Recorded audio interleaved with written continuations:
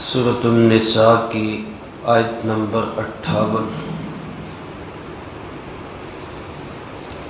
الحمدللہ وکفی وسلام علی عبادہ الذین اصطفی، خصوصاً علی سید الرسل وخاتم الانبیاء وعلى آلہ واصحابہ الاتقیاء۔ اما بعد فاعوذ باللہ من الشیطان الرجیم، بسم اللہ الرحمن الرحیم۔ ان اللہ یأمرکم ان تؤدوا الامانات الى اہلها وَإِذَا حَكَمْتُمْ بَيْنَ النَّاسِ أَن تَحْكُمُوا بِالْعَدْلِ إِنَّ اللَّهَ نِعِمَّا يَعِظُكُمْ بِهِ إِنَّ اللَّهَ كَانَ سَمِيعًا بَصِيرًا۔ إِنَّ اللَّهَ يَأْمُرُكُمْ أَن تُؤَدُّوا الْأَمَانَاتِ إِلَى أَهْلِهَا، بے شک اللہ رب العالمین تمہیں حکم دیتے ہیں کہ امانتوں والوں کے سپرد کر دیا کرو۔ وَإِذَا حَكَمْتُمْ بَيْنَ النَّاسِ أَن تَحْكُمُوا بِالْعَدْلِ، اور اس بات کا حکم دیتے ہیں کہ جب بھی تم لوگوں کے درمیان فیصلہ کرو تو فیصلہ کرو انصاف کے ساتھ۔ ان اللہ نعم یعظکم بہ، بے شک اللہ رب العالمین بہت ہی اچھی تمہیں نصیحت کرتے ہیں۔ ان اللہ کان سمیعا بصیرا، کوئی شک نہیں اللہ پاک تمہاری باتوں کو سننے والے، تمہارے عمل کو دیکھنے والے ہیں۔ اس آیت مبارکہ کے شان نزول میں جو قصہ ہے اس کا تذکرہ گزشتہ درس میں ہو چکا۔ اللہ رب العالمین نے اس آیت مبارکہ میں دو حکم ارشاد فرمائے۔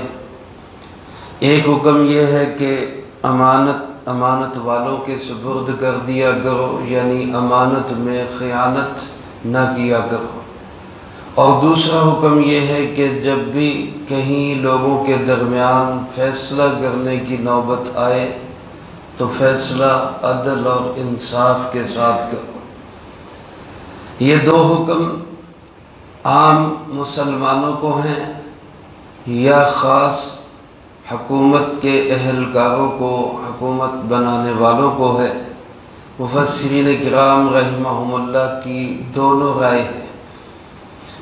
ایک رائے یہ ہے کہ یہ حکم خاص حکمران بنانے والوں کے لیے ہے، جو حکومت کے کرتا دھرتا ہیں ان کو یہ حکم ہے، اور دوسری رائے یہ ہے کہ یہ سب کو یہ حکم ہے، اور صحیح بات یہی ہے کہ یہ حکم ہر ایک اس شخص کو ہے جس کے ذمے کوئی بھی امانت سپرد ہو یا جس نے کسی کا بھی کوئی فیصلہ کرنا ہو۔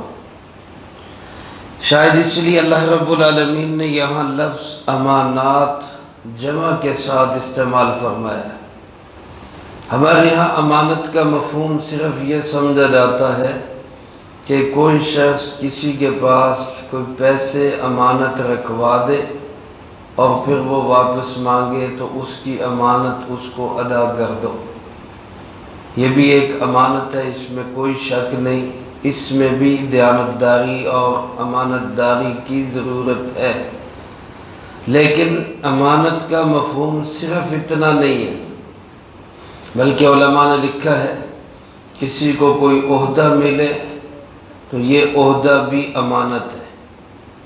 اس عہدے کی تمام تر ذمہ داریوں کو پورا کرنا اور کسی کی حق تلفی نہ کرنا یہ امانت داری ہے، اور اگر اس میں کوئی کسی کی حق تلفی ہوگی، کسی کے ساتھ زیادتی ہوگی تو یہ امانت میں خیانت کہلائے گی۔ اس لیے ہر معاملے کے اندر امانت داری کا خیال رکھنا ضروری ہے۔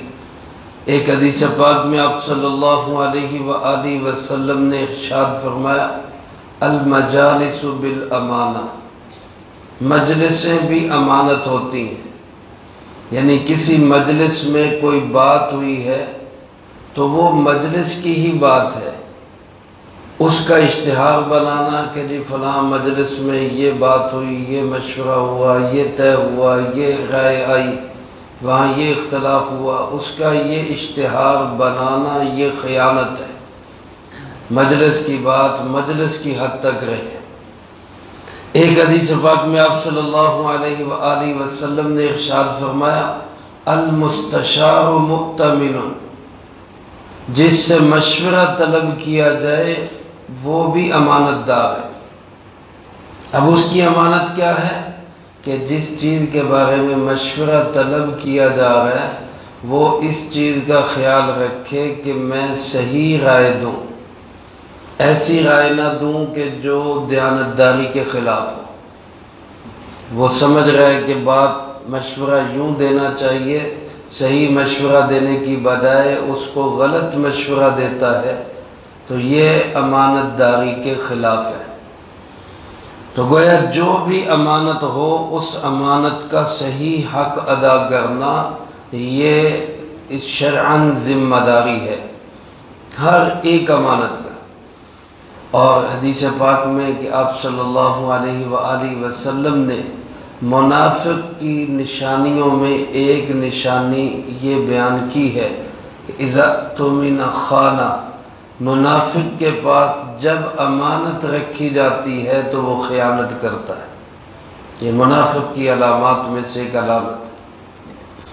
اور حضرت انس رضی اللہ تعالیٰ عنہ ارشاد فرماتے ہیں بہت کم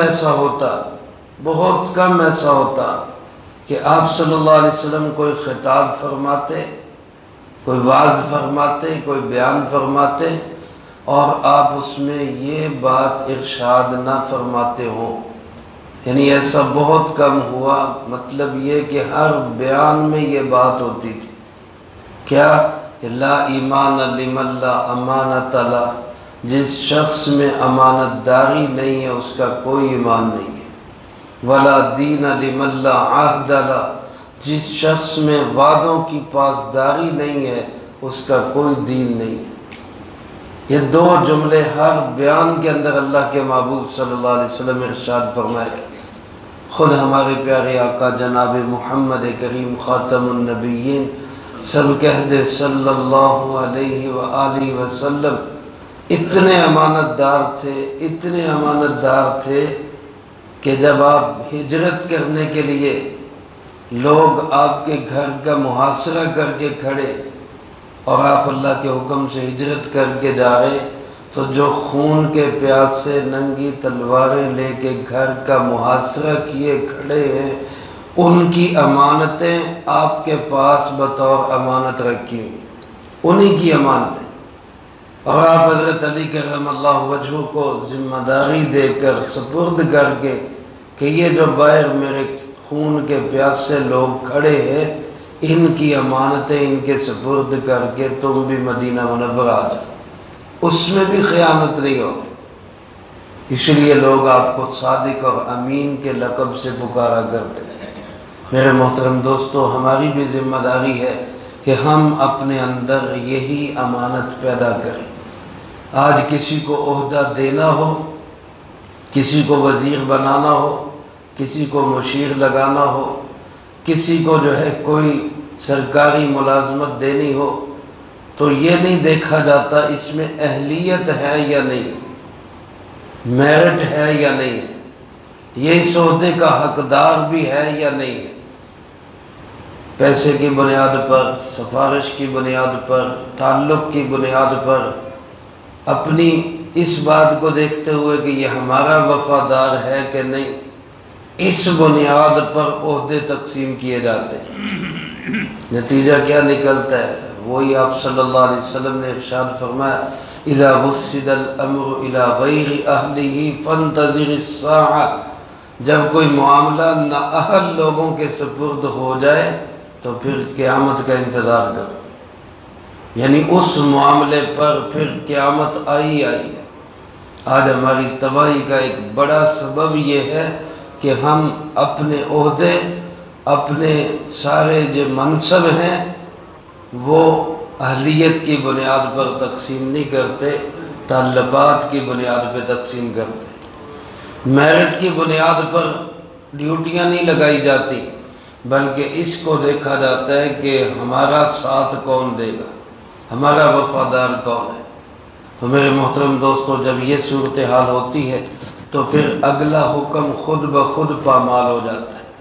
اگلا حکم کیا ہے؟ اذا حکمتم بین الناس ان تحکموا بالعدل، جب تم لوگوں کے درمیان فیصلہ کرو تو عدل اور انصاف کے ساتھ فیصلہ کرو۔ اب آپ خود اندازہ کریں کہ جس نے عدل اور انصاف کرنا ہے، اگر وہ لگائی سفارش کی بنیاد پہ گیا ہے، اگر وہ لگائی رشوت کی بنیاد پر ہے، اگر وہ لگائی تعلقات کی بنیاد پر ہے، تو وہ وہاں کیا وہ انصاف کا حق ادا کرے گا؟ اسی طرح کسی بھی محکمے کے اندر جو بے اعتدالی ہوگی وہ اسی وجہ سے ہوگی کہ پہلے اس محکمے کے بندے کا چناؤ ہی غلط ہوا ہے۔ اس لیے اللہ پاک فرماتے ہیں کہ ہر ایک کا انتخاب بھی اچھی طرح جانچ پرکھ کر پھر کرو، اور پھر جس کو جو عہدہ ملے وہ اس کی پوری رعایت کرے، حقوق کو ادا کرے، کسی کے ساتھ زیادتی نہ کرے۔ یہ دونوں حکم آپس میں جب ملے اور جڑے ہوں گے تو امن ہوگا، سکون ہوگا، آشتی ہوگی، ایک دوسرے کے حقوق کی پاسداری ہوگی۔ لیکن جب یہ دونوں حکم آپس میں جڑے ہوئے نہیں ہوں گے تو جو نتائج آج ہم دیکھ رہے ہیں یہی نتائج ہمارے سامنے آئے۔ اللہ پاک فرماتے ان اللہ نعم ما یعظکم بہ، بہت ہی اچھی نصیحت ہے جو اللہ تمہیں کر رہے ہیں۔ اللہ کی نصیحت یہ بہت اچھی نصیحت، اس نصیحت کے اندر پورے ایک سسٹم کے سارے اس کے اصول ہیں، اس کے ضابطے ہیں، اس کا قانون اور دستور بن سکتا ہے۔ ہمارے ملک کے قانون اور دستور کے لیے یہی ایک آیت بہت بہترین آیت ہے۔ اللہ پاک فرماتے ہیں اب اس کو دیکھنے والا کون ہے، نگرانی کرنے والا کون ہے؟ فرمایا وہ خود اللہ رب العالمین، کان سمیعا بصیرا، وہ سمیع بھی ہے بصیر بھی ہے۔ تم جو باتیں کر رہے ہو اس کو سننے والا بھی ہے، اس آیت کی روشنی میں جو عمل کرو گے اس کو دیکھنے والا بھی کون ہے؟ اللہ رب العالمین ہے۔ لہذا اس کو سامنے رکھ کے اپنی تمام ذمہ داریوں کو پورا کرو۔ اللہ پاک تمہاری ذمہ داریوں کے پورا کرنے پہ تمہارے ساتھ ہوگا، ورنہ جو حالات ہیں وہ تو چلتے ہی رہیں گے۔ اللہ مجھے آپ کو سب کو اس آیت مبارکہ کو سمجھنے کی، اس پہ عمل کر کے دوسروں تک پہنچانے کی توفیق عطا فرمائے۔ اللہم انت السلام ومنک السلام، تبارک ربنا وتعالیت یا ذا الجلال والاکرام۔ اللہم اعنا علی ذکرک وشکرک وحسن عبادتک۔ اللہم احسن عاقبتنا فی الامور کلہا وأجرنا من خزي الدنيا وعذاب الآخرة۔ اللهم باقية كباقية الوليد، اللهم استر عوراتنا وآمن روعاتنا